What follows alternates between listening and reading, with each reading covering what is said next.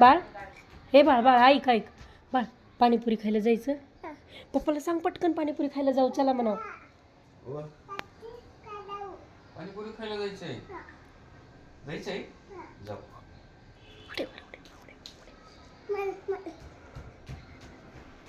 जाऊ बाळ. काय झालं? कुठं जायचंय?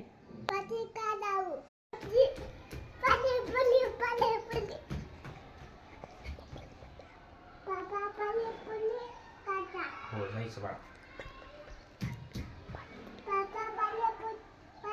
पाणीपुरी खायची. हां जाऊ.